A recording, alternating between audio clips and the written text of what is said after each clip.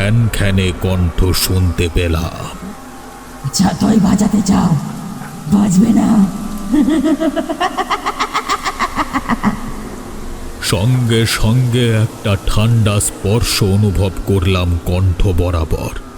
কে যেন একটা বেয়ে উঠছে শরীর দিয়ে, আর ধীরে ধীরে সেটা ফাঁসের মতো চেপে বসছে গলায়। ধীরে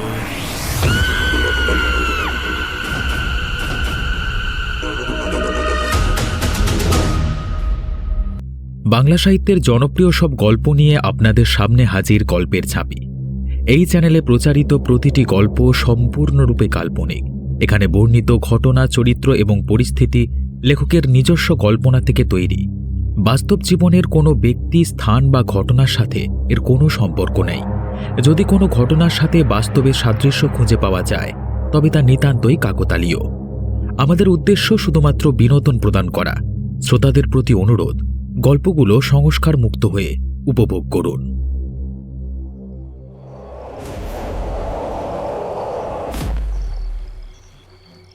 ১৬০০ শতক। কলকাতায় কালীঘাট নামে একটা নদীর ঘাট ছিল। আদি গঙ্গার এক শাখা তখন এখান দিয়ে বয়ে যেত তার নিজের প্রাণোচ্ছলতায়। ঘাট দিয়ে যাতায়াত করত বহু বাণিজ্যের নৌকা। এরপর ১৭০০-১৮০০ শতকের দিকে ঘাটের ধারে শিবকালীর উপাসনা বাড়তে থাকে এবং ১৮০৯ সালে এই মন্দির প্রতিষ্ঠা হওয়ার পর থেকেই কালীঘাট শব্দটি সম্ভবত জনপ্রিয় হতে শুরু করে। তারপর ১৯ শতাব্দীর দিকে কলকাতায় নগরায়ন বাড়বার সঙ্গে সঙ্গে মন্দির চত্বর ধীরে ধীরে জমজমাট হতে হতে গ্রাম, বাজার এবং পরবর্তীতে ব্রাহ্মণতলা তৈরি হয় এবং কালের নিয়মে অগ্রসর হতে হতে আদি গঙ্গা বুঝে আসে, কিন্তু কালীঘাটের মাহাত্ম্য বাড়তেই থাকে। আর আজকে তোমরা যা দেখছো তার বীজ লোকানো ছিল সেই সুদূর অতীতে, যা হয়তো আমাদের ধরা ছোঁয়ারও বাইরে। আর ওই যে লোকটাকে বসে থাকতে দেখছো নদীর ঘাটে, ওর নাম কালীনাথ তান্ত্রিক। এমনিতে মহাকালের সাধক, খ্যাপাটে গোছের। কখন কোথায় থাকে তার ঠিকানা নেই। তবে শনি মঙ্গলবার করে মাঝে মাঝে এসে বসে ঘাটের এই কিনারাটায়। তখন বেশ লোকের ভিড় হয় ওর কাছে গল্প শোনবার আগ্রহে। যাও যাও, তুমিও গিয়ে বসে পড়ো।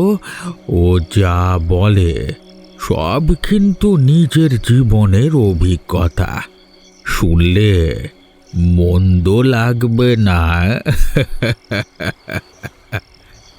এতক্ষণ যিনি কথা বলছিলেন তিনি শ্রীকান্ত চক্রবর্তী, কালীঘাট মন্দিরের সবথেকে পুরনো পাণ্ডাদের মধ্যে অন্যতম। বৃদ্ধের বয়স বর্তমানে ৮০-র বেশি। অনেক পরিবর্তন দেখেছেন জীবনে। একসময় মায়ের প্রধান পুরোহিতদের অন্যতম ছিলেন, তবে এখন বেশিরভাগ সময় নিজের দোকানে বসেই কাটান। যুবক ভাইপো শশাঙ্ক চৌধুরী চক্রবেরিয়া থেকে কয়েকদিনের জন্য তার আশ্রয়ে এসেছে। শশাঙ্ককেই এই কথাগুলো বলছিলেন শ্রীকান্তবাবু। জ্যাঠামশাইয়ের কথা শুনে শশাঙ্ক ধীর পায়ে এগিয়ে গেল কালীনাথ তান্ত্রিকের দিকে। সত্যি সত্যি ততক্ষণে জনা দশেক লোক জমা হয়েছে কালীনাথকে ঘিরে। শশাঙ্ক এসে বসবার প্রায় সঙ্গে সঙ্গে কালীনাথ শুরু করল। তোমরা নিষ্কান্দার নাম শুনেছ? স্বাভাবিক কারণেই সবাই ওর মুখের দিকে তাকাতে লাগল। সবার এহেন অবস্থা দেখে কালীনাথ আবারও হেসে বলল, বাংলাদেশের মুরাদ চরে বৈশাখ মাসের প্রথম জোয়ার উঠলে নিষ্কাইন্দা নামে এক কবন্দ ভূতের পূজার চল আছে। কবন্দ মানে হচ্ছে গলা কাটা ভূত। এই চরে এক বিশেষ থান আছে। থানটা দেখলেই বোঝা যায় সেটা বহু পুরনো। সেই থানের ওপরে খোলা আকাশের নিচে মাটির ওপর ঢিবির মতো চিত হয়ে শুয়ে আছে দু হাত দু পা ছড়ানো নিষ্কাইন্দা। অজানা লোকে রাতের বেলায় হঠাৎ করে দেখলে বুকে রক্ত জমে মারা যেতেও পারে। টকটকে লাল দেহে, বুকের উপর চোখ, নাক, মুখ, কিন্তু গলাটা কাটা। কে কবে এই মূর্তির প্রতিষ্ঠা করেছিল জানা নেই, তবে জনশ্রুতি অনুযায়ী সঠিক সময়ে এই পুজো না করলে গ্রামে অনর্থ ঘটে। তবে মুরাদ চরে আমি কোনো দিন যাইনি, কিন্তু এই নিষ্কাইন্দার খপ্পরে পড়েছিলাম একবার। সে অভিজ্ঞতার কথা তোমাদের বলছি, শোনো। আমি তখন উত্তরবঙ্গের কোতাবাড়ি শালবনের গভীরে বিখ্যাত টেরাই বেল্ট অঞ্চলের একদা জমিদার ভূপতি সিংহ রায়ের ভাঙা কোঠাবাড়িতে আশ্রয় নিয়েছিলাম। ভাঙা কোঠাবাড়ি বলতে যা বোঝায়, এ বাড়িটা তার সব সীমা পার করে দিয়েছিল। ভদ্রলোকের আশ্রয়স্থান সেটা একদমই নয়। শুধুমাত্র আমার মতো সাপ ব্যাঙের ভয় রোহিত ভবঘুরে সাধুই থাকতে পারত সেখানে। যাই হোক, আশ্চর্য ব্যাপার, সেখানে এক রাতে একটা কবন্ধ মূর্তির খোঁজ পেলাম। রাতে আগুন জ্বালিয়ে সাধনা করতাম। এক রাতে একটা বন্ধ ঘরের ভেতর থেকে খুট খুট আওয়াজ পেয়ে গাত্র বন্ধন করে ধনির একটা জ্বলন্ত কাঠ হাতে নিয়ে ঘরের দরজা খুলেই চমকে উঠলাম। একটা আশ্চর্য মূর্তি শোয়ানো আছে মাটিতে। মূর্তিটা বিকট দর্শন। মাথা নেই, ভরিওলা মোটা দেহ, সম্পূর্ণ লাল রঙের। বুকের উপর মোটা গোঁফ, বড় বড় দুটো লাল চোখ আর দাঁত বের করা ইয়া মুখ। চমকে উঠলেও আমি ভয় পাইনি। পরদিন জানতে পারলাম সমস্ত ব্যাপারটা। গ্রামের কালু বৈরাগী আমার কাছে আসতো। পরদিন সে সমস্ত কিছু শুনে বলল, সাধু বাবা, আপনি বড় খারাপ জায়গায় আছেন। আপনি যা দেখেছেন সে বহু পুরনো জিনিস। আমরা শুধু তার নাম শুনেছি। এই জমিদারের কোনো এক পূর্বপুরুষ বাংলাদেশ থেকে ওই বিশেষ তন্ত্র সাধনা শিখে এসে এখানে ফলানোর চেষ্টা করেছিল। কিছুটা যে সফল হয়েছিল তাও শোনা যায়। জনশ্রুতি আছে ওই কবন্ধ নাকি শিবের অনুসর, নাম নিশাসর। বুকের ওপর চোখ, নাক, মুখ। আমাদের উত্তরবঙ্গে 12 ভাই বৈশাল বলে যে 12 জন লোকদেবতার পূজা হয়, তার মধ্যে নিশিকান্ত নামের একজন নাম পাওয়া যায়। অনেকেই বলে এই নিশিকান্তই হচ্ছে আসল কবন্ধ নিশাসর। পূজায় যে কোনো রকম দোষ ত্রুটি হলে সাধকের প্রাণ তৎক্ষণাৎ যায়, আর যেখানে প্রতিষ্ঠিত থাকে সেখানে নিয়মিত পূজা না পেলেও ভয়ানক অমঙ্গল ঘটায়। এছাড়াও আমাদের এই কোতবাড়ির জঙ্গলে কবন্ধ ভূত হিসেবে মগরের খোঁজ মেলে। এমনকি এই অঞ্চলের লোকদেবতা মাসানের অন্যতম জনপ্রিয় রূপ নিকুন্দা মাসানের প্রতিরূপ কবন্ধ। বুকের মধ্যে চোখ, নাক, মুখ। নিকুন্দা নাম আর অবয়বের সাথে নিষ্কাইন্দা আর নিশাচরের হুবহু মিল রয়েছে। আর ঠিক এই মগরের জন্য এই বাড়ির ত্রিসীমানায় এত বছরেও কেউ আসেনি। না হলে কি আর 12 ভূতে লুটে পুটে খেত না? আপনি আশায় শুধুমাত্র আমি সাহস করে পা রাখি এখানে। তবে আপনাকেও বলবো বেশিক্ষণ থাকবেন না। আরও একটা কথা, নদীয়ার ফুলিয়ায় আমার মামার বাড়ি। সেখানেও প্রায় একই দেখতে আরও একজন কবন্ধ ভূত দেবতার পূজার চল আছে। তারও নাম নিশিকান্ত। এই নিশিকান্ত, নিষ্কাইন্দা আর মগর আর নিশাচর এরা সবাই কবন্ধ, মস্তকবিহীন, আর এরা সবাই রক্ত পিপাসু ভয়ঙ্কর। ওদিকে তিস্তা ঘাটের পেতনি বলে একটা জনশ্রুতি প্রচলিত আছে। এখন দেখলাম কবন্ধ এসে জুটল। যাই হোক, কালু বৈরাগীর কথায় আমি কিন্তু বেশ মজা পেয়ে গেছিলাম। চলে যাওয়া তো দূর, বরং আরও বেশ কিছুদিন ওখানে জাঁকিয়ে থাকবার পরিকল্পনা করলাম। এর মধ্যে একদিন সকালে কোতাবাড়ি চা বাগানের ম্যানেজার নিশ্চল তামাং আমার কাছে এসে পা ধরে পড়ল। হুজুর, আপনাকে যেতেই হবে। কোথায় যাব, কেন যাব কিছুই বলছে না, শুধু হাউ হাউ করে কাঁদছে। তাকে শান্ত করে প্রথমে জিজ্ঞেস করলাম, কোথায় যাব আর কেনই বা যাব? মধ্যবয়সী লোকটা এবার চোখ মুছে যা বলল তা হলো এই। আমার মেয়ের বিয়ে হচ্ছে কাঁচাঘাট থেকে 2.5 ফার্লং ভেতরে ধাপড়াগুড়ির জঙ্গল সংলগ্ন একটা গ্রামে। ওর শ্বশুর বাড়ির অবস্থা গ্রামাঞ্চলের হিসেবে খুব একটা খারাপ নয়, কিন্তু ইদানিং এক বিপদ ঘটা শুরু হয়েছে।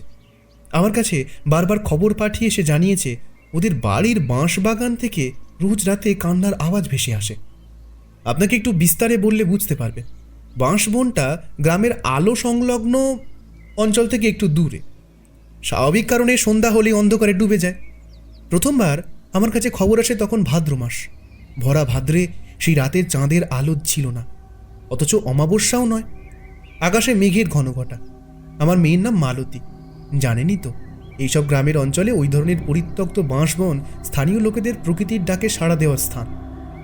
সেদিন রাতেও মালতীর শ্বশুর নিজের কাজ সেরে ফেরার সময় হঠাৎ শুনতে পাই কান্না। পাশে ঘন বেতবন। হাতে কেরোসিনের আলো নিয়ে একটু এগিয়ে দেখতে গিয়েই দাঁত কপাটে লেগে গিয়েছিল বুড়োর। পরে বুড়ো বলেছিল সে নাকি বেতবনে একটা ঝুলানো লাল শাড়ি দুলতে দেখেছে, আর কান্নার আওয়াজটা আসছিল সেটা থেকে। এরপর থেকেই মাঝে মাঝে শুরু হয় উৎপাত। জায়গাটা দিনের বেলা যতটা নিরীহ লাগে, রাতের বেলায় ততটাই ভয়ানক হয়ে ওঠে। সেই ঘটনার 2 মাস পর একবার আমার মেয়ে মালতী একই দৃশ্য দেখে, কিন্তু তখনও আমি এই ব্যাপারটাকে অতটা আমল দিইনি। মেয়েটা আমার গর্ভবতী হয়েছিল এরপরে। কিন্তু গতকাল আমার কাছে খবর আসে ওই লাল কাপড় আর একটা টুকটুকে ফর্সা মেয়ে মানুষের কাঁধে দেখেছে ও সন্ধেবেলায়। তারপর এটুকু বলে আবার মাথা চাপড়ে কাঁদতে শুরু করলো নিশ্চল। তার কাঁধে হাত রাখতে সে হাউ হাউ করে বলে উঠল, মেয়েটার বাচ্চাটা পেটে মরে গেছে সেই রাতে। ঠাকুর, আপনি কিছু একটা করুন। আমি খোঁজ করেছি এর সমাধানের, কিন্তু কাউকে পাইনি।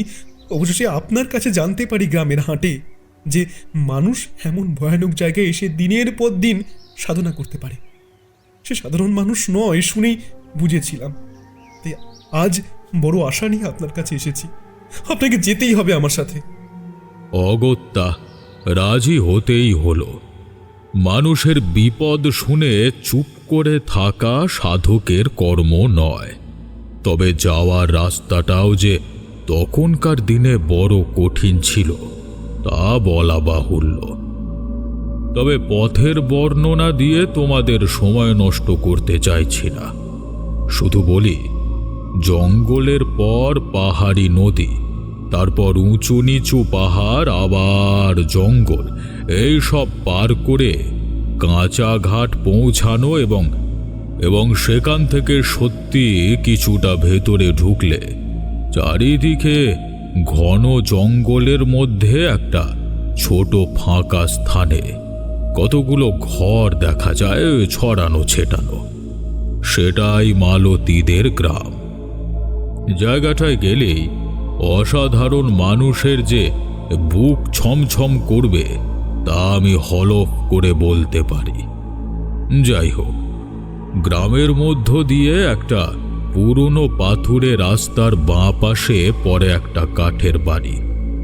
এটাই নিশ্চল বাবুর মেয়ের শ্বশুর বাড়ি। বাড়িতে একটা বড় ক্ষতি হয়ে গেছে, তার ছাপ সুস্পষ্ট। তবু আমাদের আসতে দেখে বৃদ্ধ শ্বশুর নিজে এসে অভ্যর্থনা করে ভেতরে নিয়ে গেলেন। আমরা সবে বাড়িতে পা রেখেছি, হঠাৎ কোথা থেকে একটা বাচ্চা ছেলে পাথরের রাস্তাটা দিয়ে দৌড়ে বাড়ির পেছনের দিকে চলে গেল। এই বলতে বলতে, শিকারি আসবে, সব খেয়ে ফেলবে, সাবধান সাবধান, শিকারি আসবে। চমকে উঠেছিলাম। তাতে বুড়ো দর্জি তামাম মিনমিন করে বলল, আপনারা আসতে বড় দেরি করে ফেলেছেন। এই গ্রামের অনেকের মধ্যেই এই ভয় ছড়িয়ে পড়েছে। অনেকেই নাকি রাত বিরেত জিনিস নানান জায়গায় চোখে দেখেছে। তাই ছেলে বুড়ো বাচ্চাদের মুখে মুখে এমন জনস্রোতের মতো ঘুরে বেড়ায় ব্যাপারটা। বুঝে পেলাম না কি করব। তবে মালতীকে দেখলাম, দেখে কেমন যেন একটা মনে হলো।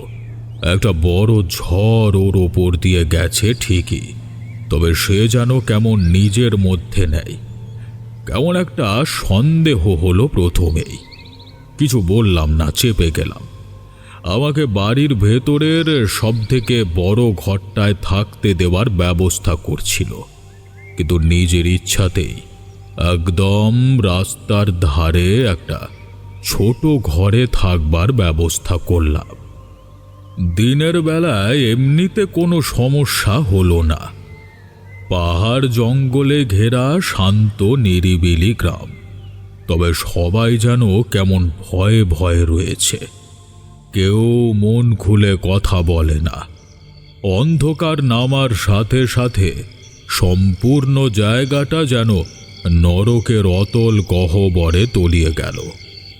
হিম নামবার সাথে সাথে এক হিমেল মৃত্যু ভয়ের হাতছানি যেন নেমে আসে গোটা উপত্যকা জুড়ে। দিনের আলো থাকতেই দেখেছি দূরে ওই অভিশপ্ত বাঁশ বনের ওপারে দেখা যাচ্ছে উন্ধল গর্ভের জঙ্গল। অনেক দিন ধরেই শুনেছিলাম ওই জঙ্গলের কাহিনী। ওখানের গাছগুলো যে কত বছর একই রকম ভাবে মাথা তুলে দাঁড়িয়ে আছে তার কোনো ঠিক নেই। তবে কোনো প্রাণী বা মানুষের ছায়া পড়ে না ওখানে। যে যায় সে ফিরে আসে না। ওখানের হিসেবে রাত তখন গভীর। সেদিন ঘোর অমাবস্যার রাত, অগ্রহায়ণের শেষ। ঠান্ডা তখন থেকেই জাঁকিয়ে নামতে শুরু করেছে। সমস্ত চরাচরে কোনো জীবন্ত প্রাণীর অস্তিত্ব আছে বলে মনে হচ্ছে না। সবাই যেন শীতের চাদর মুড়ি দিয়ে কোনো অশরীরী লোকে আত্মগোপন করেছে। অতীন্দ্র প্রহরীর মতো শুধু জেগে রয়েছি আমি। হঠাৎ একটা অদ্ভুত শব্দ আবার কানে এসে লাগলো। একটা মেয়ে যেন কোথায় ফুঁপিয়ে ফুঁপিয়ে কাঁদছে। সত্যি তো, প্রথমে ভাবলাম মনের ভুল, কিন্তু কিছুক্ষণের মধ্যেই মনে হলো সেই কান্না এই ঘরটাকে ঘিরে ঘুরে বেড়াচ্ছে। উঠে পড়লাম। এমন কিছু হতে পারে ভেবেই পুরো বাড়িটাকে মন্ত্রে বেঁধে রেখে আমি একা এই ঘরটায় শুয়েছিলাম। ধরফর করে উঠে পড়লাম। বাইরে আসবার সঙ্গে সঙ্গে শীতের ঝাপটা হাড় কাঁপিয়ে দিল, যেন এক মৃত্যুপুরী। সঙ্গে সঙ্গে কাছাকাছির মধ্যে কোথাও একটা নেকড়ে ডেকে উঠল। হঠাৎ মনে হলো দূরে একটা ছায়া মূর্তি দাঁড়িয়ে আছে। চিৎকার করে বললাম, কে কে ওখানে? কোনো সাড়া শব্দ নেই। এদিকে বাড়ির ভেতর থেকে লোকজনের হই হট্টগোল ভেসে আসছে। গলা পেলাম নিশ্চলের। ঠাকুরমশাই, বিপদ, ওই কান্না শুনছেন? চিৎকার করে বললাম, তোমরা কেউ বাড়ির বাইরে পা রাখবে না, আমি দেখছি। গুরু মন্ত্র জপ করে বাইরে এসে দাঁড়ালাম। সঙ্গে সঙ্গে একটা অদ্ভুত দৃশ্যে শিহরিত হয়ে উঠলাম। যেটাকে মানুষের ছায়া মূর্তি ভেবে ভুল করছিলাম, সেটা মুহূর্তে একটা ভয়ানক নেকড়ের রূপ ধারণ করে জঙ্গলের ভেতরে ঝাঁপিয়ে পড়ল। আর সঙ্গে সঙ্গে আবারও শুনলাম এক নারী কণ্ঠের আর্ত চিৎকার। দু পা এগোতে গিয়েও থমকে দাঁড়ালাম। যা চোখে দেখছি তার থেকে বাস্তব সম্পূর্ণ আলাদা। সেদিন রাতে আর ঘুম হলো না। সারাটা রাত উৎকণ্ঠা নিয়ে কেটে গেল। পরদিন সকালে নিশ্চল আর বুড়ো দর্জিকে নিয়ে বাড়িটা ঘুরে দেখতে বেরোলাম। রাতের অভিশাপ দূর হয়ে তখন সকালের প্রশান্তি ছড়িয়ে পড়েছে চারপাশে। পাখির কোলাহলে নেকড়ে রক্ত, কান্না এসব অনেক দূর অতীত মনে হয়। বাড়ির বাইরে বেড়াতে বেড়াতে একটা জায়গায় এসে থমকে দাঁড়ালাম। জায়গাটায় 2 ফোঁটা রক্ত পড়ে রয়েছে, আর ঠিক সেই রক্তবিন্দুকে কেন্দ্র করে একটা অদ্ভুত চিত্রকলা আঁকা। জিজ্ঞাসু চোখে বুড়োর দিকে তাকালাম। বুড়ো তাতে বলল, এটা ঘড়ি কা নকশা। অবাক হয়ে আমরা তাকালাম বুড়োর দিকে। বুড়ো বলে চলল, জন্ম থেকে এটা দেখে আসছি এখানে। পাথরের জমির মধ্যে এই অদ্ভুত আঁখি বুখি। আমাদের ছেলেবেলায় বাবা মায়েরা ওই দিকে আসতো, দিত না আমাদেরকে, পরন্তু হঠাৎ করে কেচে হলো। এবারে আমার হয়ে নিশ্চল প্রশ্ন করল, কি ঘটেছিল? জনশ্রুতি যা শুনে এসেছি তা মেনে নিতে। ঘড়ি কা কঙ্গ হচ্ছে এক নেপালি নিষিদ্ধ তন্ত্র বই। তাতে বিভিন্ন অদ্ভুত ভয়ানক পিশাচ সিদ্ধ করবার উপাচারের বর্ণনা করা রয়েছে। এইরকমই কিছু গুপ্ত ছবির মাধ্যমে আমাদের বংশের কেউ এ বিষয়ের সাথে যুক্ত ছিল কিনা আমি জানি না। এতটা জানি যে এই বইয়ের মধ্যে অতৃপ্ত আত্মাদের বন্দি করে রাখা যায়। এই অঞ্চলে এক সময় ইংরেজ শিকারীদের উৎপাত ছিল ভয়ানক। সে সময় ইংরেজদের হাতে স্থানীয়দের খুন, ধর্ষণ একরকম নিয়মিত ছিল। উচ্চশিক্ষিত এবং বুদ্ধিমান ইংরেজদের সাথে কোনোদিনই পাল্লা দিয়ে পেরে উঠত না গ্রামের এই মূর্খ, কুসংস্কারে অন্ধ, অসহায় মানুষের দল। এই তারা এক সময় ঘোরে কাকাঙের সূত্রপাত করেছিল। ইংরেজদের হাতে অত্যাচারিত মেয়েদের আত্মাদের তন্ত্র বলে বন্দি করেছিল এ বইয়ের ভিতরে। আর গ্রাম রক্ষার উদ্দেশ্যেই বইয়ের 4টি আলাদা আলাদা অংশ 4 জায়গায় একভাবে পাথরে খোদাই করে পুঁতে দেওয়া হয়েছিল। তার একটা এখানে, বাকি 3টের খোঁজ কেউ জানে না। হয়তো ঘড়ি কাং জেগে উঠেছে। নিশ্চলের সন্দেহ শুনে বিস্ফারিত হয়ে পড়ল বুড়োর চোখ। যেন মনে মনে সে ঠিক এই ভয়টাই পাচ্ছিল। আমি বললাম, আমাদের আর সময় নষ্ট করা ঠিক হবে না। আরও 3টে পাথর খুঁজে বের করতেই হবে। সেই সময় পেছনে এসে দাঁড়ালো একটা মূর্তি। দিনের আলোতেও কেমন যেন শিহরণ খেলে গেল শিরায়। সেই মূর্তি আর কেউ নয়, নিশ্চলের মেয়ে মালতী। মালতী এসে দাঁড়ানোর সঙ্গে সঙ্গে মাথার উপরে কোথা থেকে এক রাশ কাক এসে চিৎকার জুড়ে দিল। ব্যাপারটা মোটেও শুভ সংকেত নয়। আর এই এক রাতের মধ্যেই মালতীর যেন আরও পরিবর্তন ঘটেছে। চোখ কোটরে ঢুকে কালি পড়েছে, জামা কাপড় অবিন্যস্ত। নিশ্চলবাবু কিছু একটা বলতে যাচ্ছিল, থামিয়ে দিয়ে কথা ঘুরিয়ে বললাম, বাহ মালতী, আজকে তো তোমাকে বেশ সুন্দর দেখাচ্ছে, তবে তোমাকে বড় ক্লান্ত মনে হচ্ছে। তুমি চাইলে বিশ্রাম করতে পারো। মালতী আমার চোখে চোখ রেখে বলল, যে জিনিস আপনারা খুঁজছেন সে জিনিস খুঁজে পাওয়া এত সহজ নয়। প্রাণের মূল্য চোকাতে হয় তার জন্য। মালতী যেমন ভাবে এসেছিল তেমন ভাবেই চলে গেল। কেমন একটা মায়া লাগলো ওর জন্য। বাকি দুজনেও হতাশ হয়ে তাকিয়েছিল। আমি তাড়া দিয়ে নিয়ে বেরিয়ে পড়লাম। যে বাঁশবনের ভেতর ঘটনার সূত্রপাত, সেখানে আসবার সঙ্গে সঙ্গে একটা অদ্ভুত অনুভূতি হওয়া শুরু হলো মনে। কে যেন দেখছে আমাদের।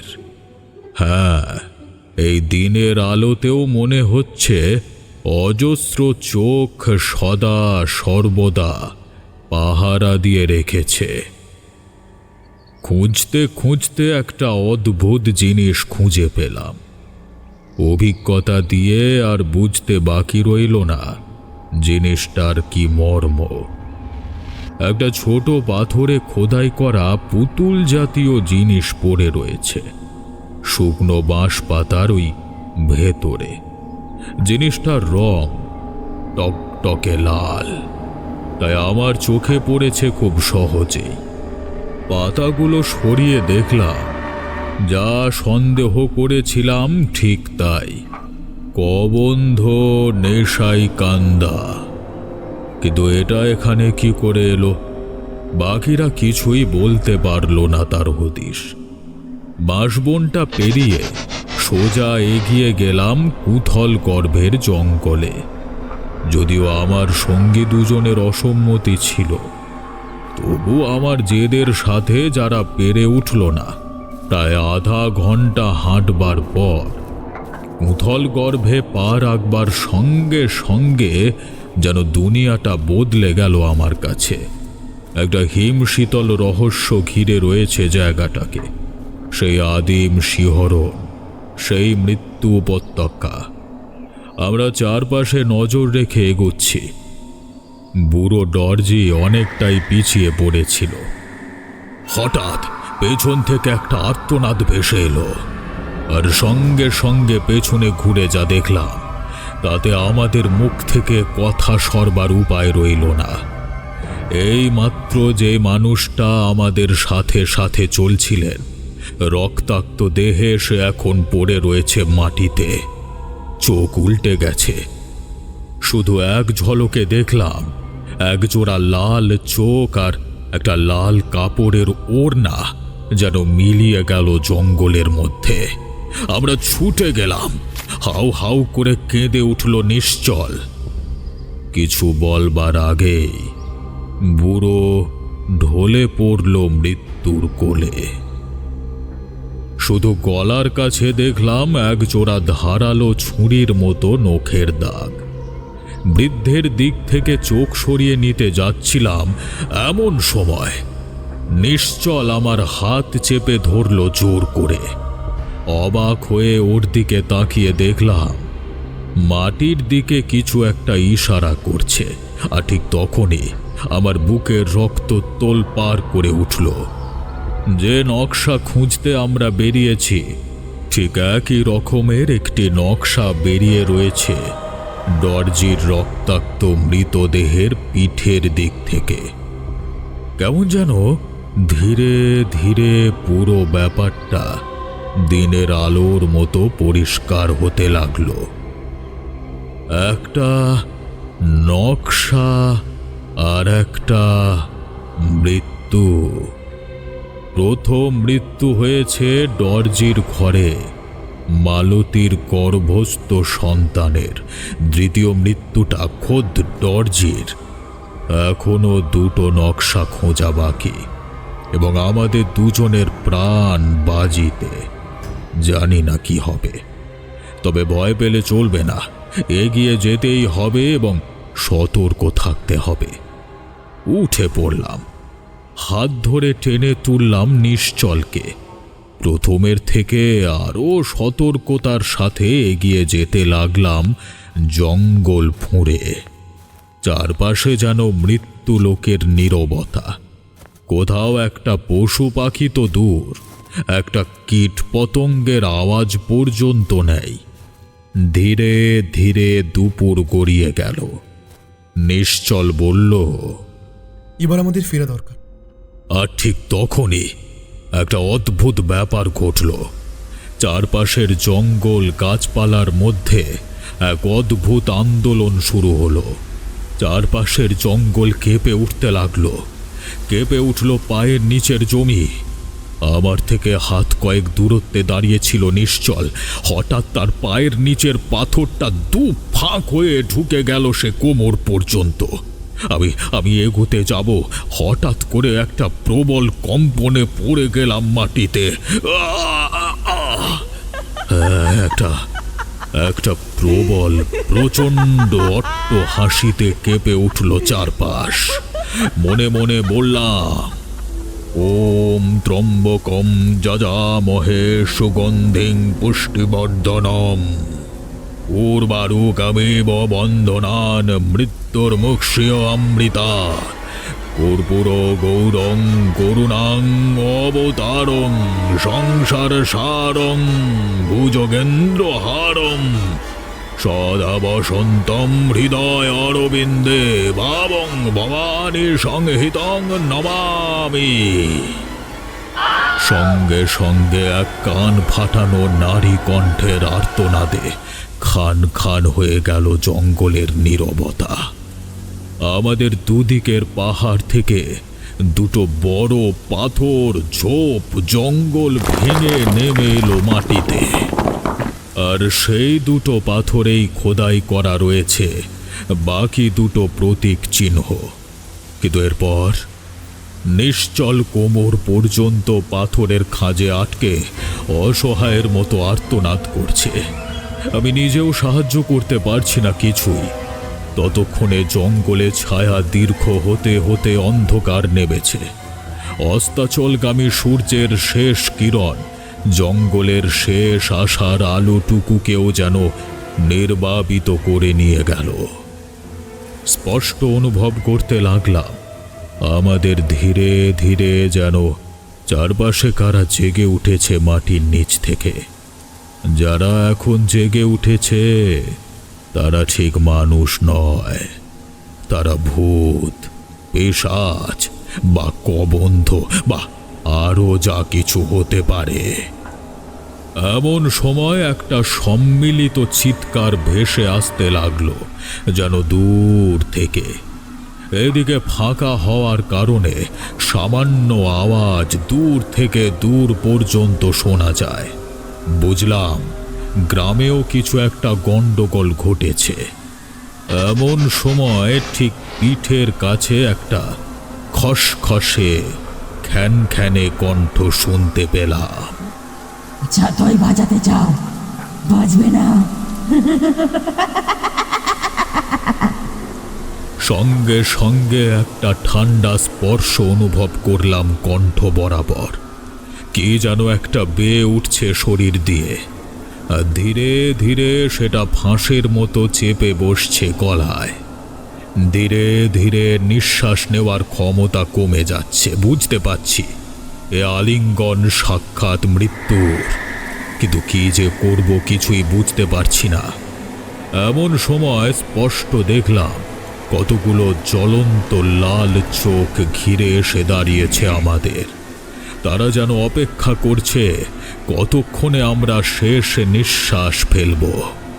মনে মনে উচ্চারণ করতে লাগলাম গুরু মন্ত্র, কিন্তু তার মধ্যেই বেশ বুঝতে পারলাম আশেপাশের সমস্ত গাছপালা, যাদের আমরা সেই সকাল পেরিয়ে দুপুর থেকে দেখে আসছি, তারা কোনো সাধারণ গাছ ছিল না।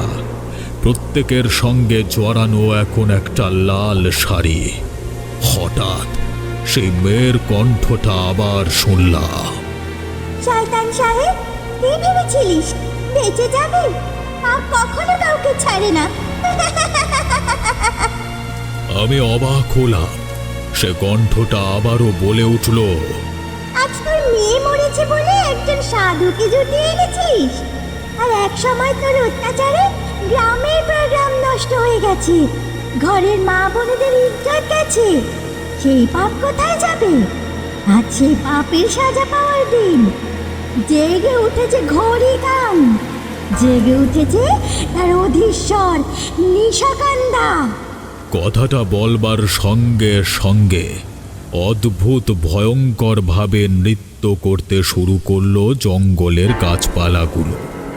তারা এখন সবাই সেই কোতাবাড়ি শালবনের জমিদার বাড়িতে দেখা একটা কবন্ধ নিষ্কান্ধা। তাদের ভয়ানক অট্ট হাসিতে খান খান হয়ে যাচ্ছে রাতের নৈশব্দ। মনে হচ্ছে চারপাশে যেন গলা কাটা ভূতের মেলা বসেছে। মনে হলো পা দুটোকে যেন নিচের শীতল পাথরের সঙ্গে বেঁধে দিয়েছে কেউ। হয় কোনো জঙ্গলি লতা পাতা, না হয় কোনো বিষধর সাপ যেন মাটি থেকে পা বেয়ে জড়িয়ে গলা পর্যন্ত উঠে এসে বারবার পেঁচিয়ে ধরতে চাইছে। এমন অবস্থায় বেশিক্ষণ জ্ঞান রাখা আর সম্ভব হলো না। সংজ্ঞা কেমন যেন অতলে তলিয়ে যেতে লাগলো। পড়ে গেলাম মাটিতে। কতক্ষণ সেভাবে পড়েছিলাম জানি না, কিন্তু হঠাৎ চোখ খুলে গেল, আর সঙ্গে সঙ্গে অবাক হয়ে দেখলাম চারিদিকে আলোর মেলা। কি যেন একটা উৎসব আয়োজিত হয়েছে হঠাৎ। হ্যাঁ, এবারে স্পষ্ট দেখতে পাচ্ছি চারপাশে সেই লাল বেনারসির মতো কাপড় পরে মেয়েরা নাচছে। মনে হলো ঠিক এমনই এক দৃশ্যের কথা যেন আমি জানি। হঠাৎ মনে পড়ে গেল, এ তো রক্ত ভৈরবীর নাচ। তোমাদের বলে রাখি, রক্ত ভৈরবী হলো এক ভয়ানক তান্ত্রিক সত্তা। কোনো নারী বা কোনো নারী সমষ্টি খুব ক্রূরতার সাথে মারা গেলে রক্ত ভৈরবী হয়। মহাবিদ্যা অনুযায়ী যেমন ত্রিপুরা, ভৈরবী, ধূমাবতী, কালী, বগলা, উগ্রতারা হয়, তেমনি হয় রক্ত ভৈরবী। এ রক্ত ভৈরবীরা শুধুমাত্র পুরুষের কাঁচা রক্ত চায়, কারণ যে নারীরা সামাজিক অবক্ষয়ের ফলে ভৈরবী হয় তারা পুরুষদের জাত শত্রু মনে করে। আমি চোখ খুলে অবাক হয়ে দেখছি, হঠাৎ মাথার পাশের মাটিটা যেন কেঁপে উঠল একটা ভারী পায়ের শব্দে। এ শব্দ কার? ভাবতে ভাবতেই দেখলাম এক আকাশ সমান উঁচু মূর্তি দাঁড়িয়ে আছে, যার মাথা নেই, বুকের মধ্যে নাক, মুখ। বুঝতে পারলাম ঘড়ি কাঙের মাধ্যমে সেই অতীত দিনের অত্যাচারিতা নারীর প্রেতাত্মা রক্ত বহিরবী হয়ে কবন্ধের সেবিকা হয়েছে। এতটাই জানা ছিল আমার। অর্থাৎ কোনো রকমভাবে এই কবন্ধকে আটকানো গেলে দূর করা যাবে সমস্ত অভিশাপ। মনে হলো নিশ্চয়ই বেচারি মালতীর গর্ভে এমন কোনো পুরুষ সন্তান এসেছিল যে সেই অতীত দিনের হিংসার সাথে জড়িত ছিল বড় নিষ্ঠুরভাবে। সেজন্য এই জন্মের আগে শাস্তি পেয়েছে সে। কিন্তু সে অতীত দিনের জেগে ওঠা পাপের ফল এখনের সমাজ বয়ে নিয়ে যাবে, এ কোনো কাজের কথা নয়। চোখ বুঝে মনে মনে মন্ত্র জপ করতে লাগলাম, মহাকালের মন্ত্র। ওম মহাকালয় বিদ্মহে মহাদেবায় ধীমহি তন্নঃ শিব প্রচোদয়াৎ। ধীরে ধীরে মনে হলো যেন আগুন জ্বলে উঠছে। দেখতে দেখতে আমাকে ঘিরে একটা আগুনের বলয় সৃষ্টি হলো।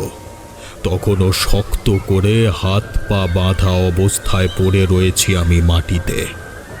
দেখতে দেখতে সেই আগুন ছড়িয়ে পড়ল চারপাশে, আর আগুনের ভেতর থেকে উঠে এলো এক বিশাল দেহী মূর্তি, যার মুখ জোড়া লম্বা দাড়ি, লম্বা লম্বা চুল।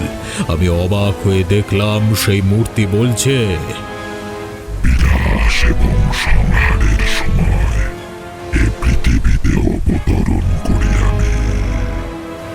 যে পাপ মানুষের চেতনার বলে বহুকাল ধরে সঞ্চিত হয়ে রয়েছে, সেই পাপের বিনাশ অর্থেই আমার আগমন। আর তারপরেই প্রত্যক্ষ করলাম সেই আদি অনন্তকালের হাড় হিম করা ভয়ানক দৃশ্য। আবার কিছুটা দূরেই কোমর পর্যন্ত আটকে থাকা নিশ্চল তামাকের উপর ঝাঁপিয়ে পড়ল একদল রক্ত ভৈরবী।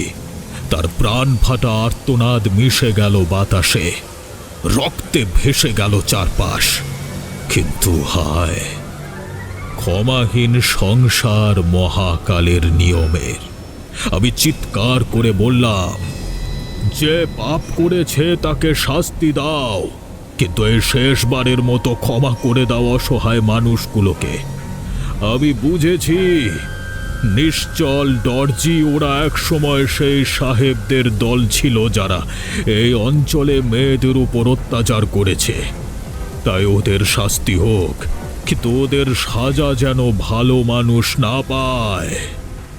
করচরণ কৃতং বাক কায়জং কর্মজং বাহ শ্রবণয়ন জং বাহ মানসং বাপরাধম বিহিতম অবিহতং বাহ সর্বমেতং ক্ষমস্ব। জয় জয় করুণাধ্যে শ্রী মহাদেব শম্ভু। ততক্ষণে জঙ্গল পাহাড় সব কিছু কেঁপে উঠেছে। আকাশ থেকে নেমে এসেছে হাজার হাজার প্রেতের দল। মাটি ফুঁড়ে উঠেছে শত সহস্র। এদিকে আগুন জ্বলছে সমস্ত বনভূমিতে। ততক্ষণে হই হই করতে করতে গ্রামের লোকজন ছুটে আসতে শুরু করেছে জঙ্গলের দিকে।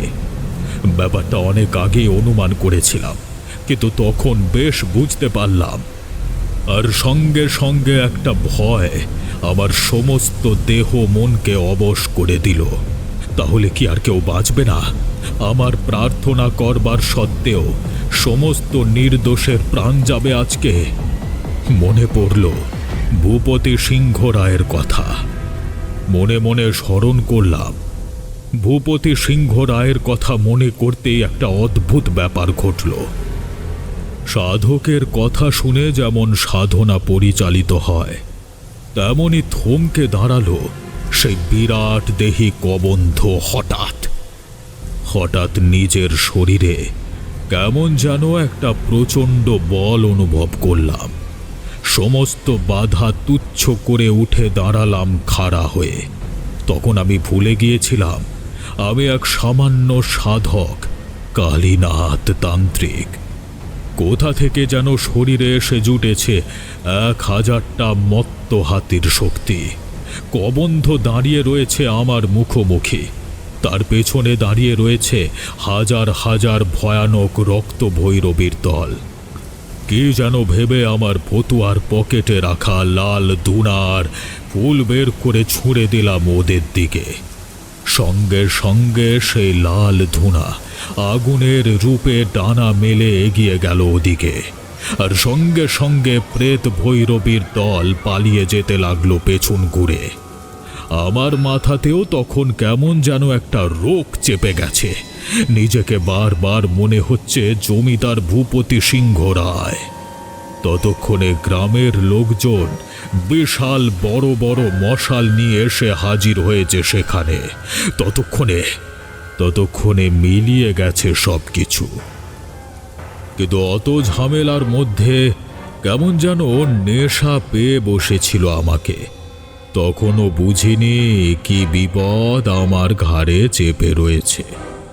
সকলের মধ্য থেকে জঙ্গলের গভীরে হারিয়ে গেলাম আমি।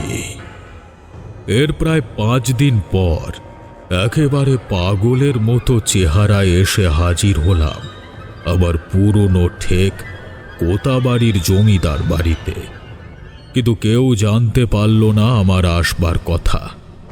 সেই বন্ধ ঘরে লাল ধুনা নিয়ে বসে সাধনায় রইলাম। কবন্ধ নিষ্কাইন্দার সাধনা।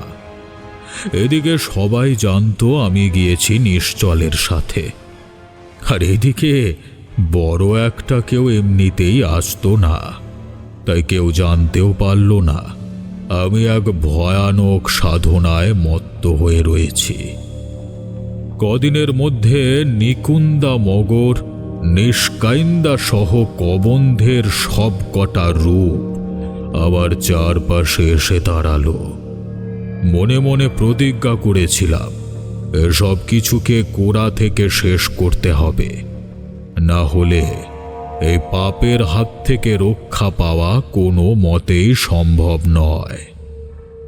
সাধনায় কবন্ধ ধরা দেবার পর আমি আমার ইষ্ট মহাদেব এবং মহাকালীর জপ শুরু করি তন্ত্র মতে। ওম নমঃ শিবায় বিষ্ণু, ওম নমঃ ওম নমঃ শিবায় নমঃ। ব্যাকগ্রাউন্ডে রেখো। দিনের পর দিন কাটতে থাকে অন্ধকার ঘরের মধ্যে। নাওয়া খাওয়া ভুলে শরীর ক্ষীণ হতে শুরু করে, তবু মনের মধ্যে অদম্য যে সফল আমাকে হতেই হবে। অবশেষে একদিন গভীর রাতে জপ শেষে জমিদার বাড়ির উঠানে বেরিয়েই থমকে দাঁড়ালাম। একটা পাহাড়ের মতো মূর্তি দাঁড়িয়ে রয়েছে আমার সামনে, একেবারে স্পষ্ট। সে মূর্তিকে আমি চিনি, কাল ভৈরবেরই এক রূপ, শ্মশান ভৈরব। আমি কৃপা প্রার্থী হয়ে হাত জোর করে প্রার্থনা করলাম, হে দুষ্ট দমনকারী, কৃপা করো তোমার সাধকের প্রতি। সাধারণ মানুষের অপরাধ ক্ষমা করো। তোমারই শক্তি এই কবন্ধকে তুমি নিয়ে যাও, তোমার সাথে নিয়ে যাও। সেই রাতের মতো আবারও শুনলাম ঘরের ভেতরে খুটখাট শব্দ। এবারে কবন্ধের যে যে রূপ আমার সামনে ধরা দিয়েছিল তারা একে একে এসে দাঁড়ালো আমার পেছনে। আকাশ থেকে যেন আরো মেঘ নেমে এসে ঘিরে ধরল চরাচর। অন্ধকার হয়ে গেল চারপাশ, শুধু তপ্ত চন্দ্রলোকের মতো উজ্জ্বল হয়ে রইল আমার সামনে দাঁড়িয়ে থাকা সেই দেব মূর্তি। তার এক হাতে খড়গ, এক হাতে বরাভয়।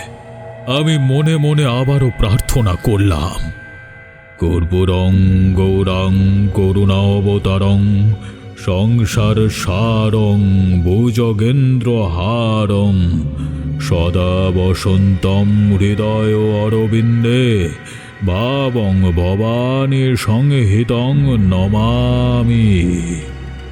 ধীরে ধীরে কালো মেঘ ধোঁয়ার মতো মিলিয়ে যেতে লাগলো চারপাশে, আর তার সাথেই সমস্ত পাপ, সমস্ত অভিশাপ, প্রেতের দল ধীরে ধীরে মিলিয়ে আসতে লাগলো।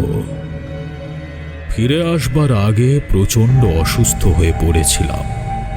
বহুদিন ঠিক করে খাওয়া দাওয়া নেই, তার উপর সেই ভয়ানক ঠান্ডায় শরীর ভেঙে পড়ল। সে যাত্রায় আমাকে বাঁচিয়েছিল কালু বৈরাগী।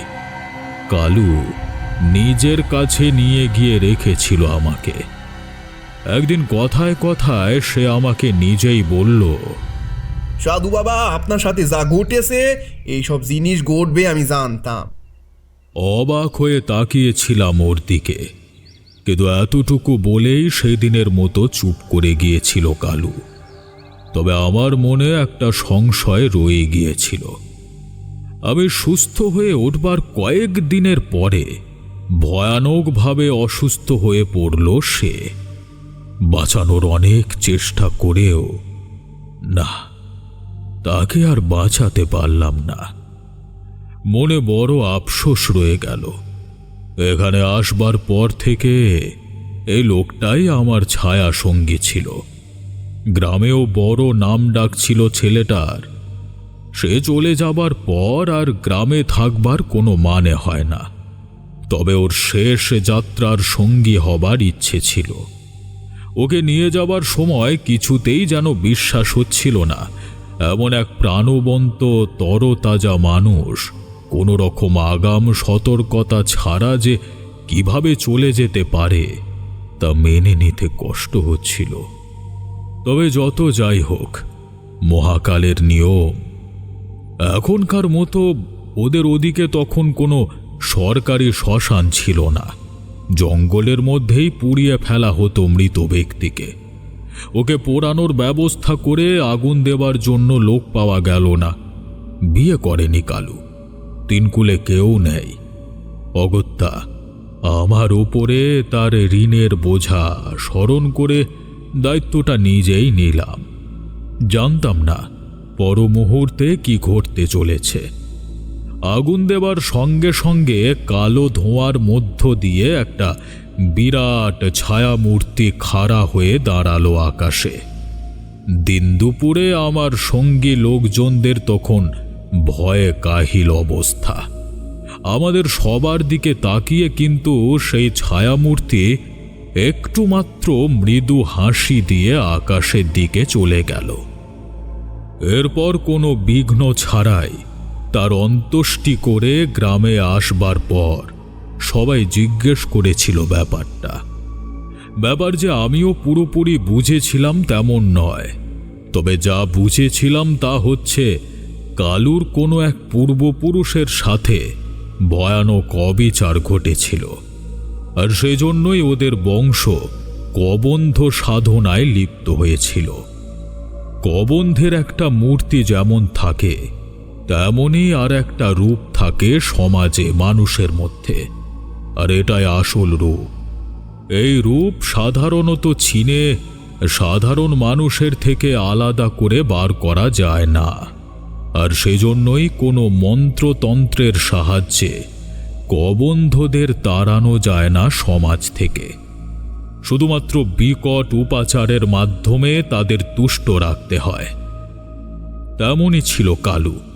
কেউ জানতেও পারত না তার আসল রূপ, কিন্তু আমার সাধনা এবং শ্মশান ভৈরবের কৃপায় তার মুক্তি ঘটেছে, আর কোনো দিন সে মানুষের মধ্যে ফিরে আসবে না, আর কোনো দিন কোনো ভুতুড়ে উৎপাতও হবে না ওই অঞ্চলে। এরপর 3 দিনে কালুর সমস্ত ক্রিয়াকর্ম করে আমি ফিরে এসেছিলাম আমার পথে। তারপর আর ওদিকে কোনো দিন যায়নি। নিঃশ্বাস ফেলে কালীনাথ তান্ত্রিক তার গল্প শেষ করল। সবার মনের মধ্যেই একটা চাপা ভয় এবং বেদনা বাসা বেঁধেছে। হঠাৎ করে উত্তরবঙ্গের শাল জঙ্গলের গহীন অন্ধকার থেকে এই কালীঘাটের গঙ্গার পাড়ে এসে পৌঁছে অবাকও হয়েছে অনেকে। ওদিকে মায়ের মন্দির থেকে মন্দিরের ঘণ্টা শোনা যাচ্ছে। কালীনাথের কাছ থেকে উঠে আসে শশাঙ্ক। তার মুখে এক কুটিল হাসি। সে হাসি কারোর চোখে পড়ে না, শুধু অনেক ভিড়ের মধ্যেও এক দৃষ্টিতে তাকিয়ে থাকে কালীনাথ। ব্যাপারটা বুঝতে পারে শশাঙ্ক, তাই সে দ্রুত চলে আসতে চায়। কালীনাথ চিৎকার করে বলে, দাঁড়াও, কোথায় যাচ্ছ? কিন্তু দাঁড়ানোর অবসর নেই তার। দ্রুত চলছে তার পা। কালীনাথ মনে মনে মন্ত্র জপ করছে। মায়ের মন্দিরে ততক্ষণে সন্ধ্যা আরতির জন্য লোকজনের মহা সমাগম হয়েছে। চারিপাশে জমজমাট ভিড়। বারবার পা শিথিল হয়ে আসতে চাইছে, তবু থামলে চলবে না। নিজের মাথাটা গলার ভেতর ঢুকে বুক দিয়ে বেরিয়ে আসতে চাইছে, তবুও না। এখানে কিছুতেই নিজেকে প্রকাশ করতে পারবে না সে। পালাতে পালাতে হঠাৎ থমকে দাঁড়াতে হয় শশাঙ্ককে, কারণ কোনো এক গলি বেয়ে চট করে তার সামনে এসে দাঁড়িয়েছে কালীনাথ, এবং পেছনে দাঁড়িয়ে আছে তার জেঠু সজ্জন ব্রাহ্মণ শ্রীকান্ত চক্রবর্তী। এবারে গলার আওয়াজ সম্পূর্ণ বদলে যায় শশাঙ্কর। সে চিৎকার করে বলে, ছেড়ে দাও আমাকে, আমাকে ধরতে পারবে না তোমরা। স্মিত হেসে শ্রীকান্ত বলে, আমার নিজের বংশেই যে এসে জুটেছে কবন্ধ, তা তোমার ব্যবহারেই সন্দেহ করেছিলাম। আর এর আসল ওষুধ যে তোমায় কালীনাথ দিতে পারবে তা জানতাম। কথাটা বলবার সঙ্গে সঙ্গে কালীনাথ মন্ত্রপুত ধুনো ছড়িয়ে দেয় শশাঙ্কর দিকে। বিকট এক চিৎকার করে সে পড়ে যায় মায়ের মন্দিরের সামনে একটা গলির চাতালে। অজ্ঞান হয়ে গেছে সে। বৃদ্ধ শ্রীকান্ত বাবুর চোখে জল। সজল চোখে তিনি বলেন, বাঁচানো যাবে তো বাবা কালীনাথ? কালীনাথ হেসে বলে, সবই মহামায়া আর মহাকালের কৃপা, আমাদের হাতে তো কিছুই নেই। চলুন, ওকে আমরা নিয়ে যাই মায়ের কাছে। যা হবার তার কৃপাতেই হবে। জায়গাটায় লোকজনের ভিড় হয়ে গেছিল। এমন অদ্ভুত দৃশ্য সাধারণত দেখা যায় না, তাই সাধারণ মানুষ উৎসাহ নিয়ে দেখতে থাকে। কালীনাথ এবং শ্রীকান্তবাবু দুজনে মিলে শশাঙ্ককে ধরে নিয়ে চলে যায় মন্দিরের দিকে। তখন নানান গুজব এবং হই হট্টগোলের মধ্যে ভিড় আবার পাতলা হতে শুরু করে। শুধু যে গুটি কয়েকজন তখনও কালীনাথের গল্পকে মন গড়া বলে ভাবত, তাদের মুখ ভয়ানক গম্ভীর হয়ে পড়ে। জীবন এমনই বিচিত্র। সেখানে কালীনাথ, শশাঙ্ক, শ্রীকান্তবাবু, কালু এরা সবাই এক একটা ছায়াবাজির অংশ।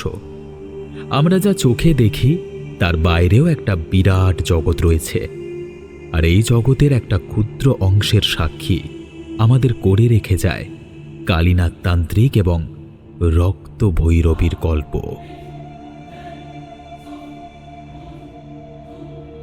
কেমন লাগলো আমাদের গল্প অবশ্যই কমেন্ট করে জানাতে ভুলবেন না। আমরা আবার হাজির হব নতুন কোনো গল্প নিয়ে। ততদিন সকলে সুস্থ থাকবেন।